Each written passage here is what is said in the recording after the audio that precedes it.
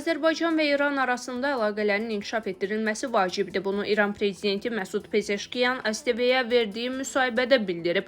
İki qonşu və qardaş bir-biri ilə nə etməlidir? Biz malik olduğumuz bütün potensial və imkanları iqtisadiyyat, sənaye, elm və digər sahələrdə qarşılıqlı əlaqələr üçün istifadə edə bilərik. Qonşular olaraq bir-birimizə böyük dəstək verə bilərik deyə Pezeşkiyan bildirib. O qeyd edib ki, ölkələr arasında sağlam münasibətlərin qurulması üçün əməkdaşlıq genişləndirilməli, universitetlər arasında elmi və mədəni əlaqələr yaradılmalıdır.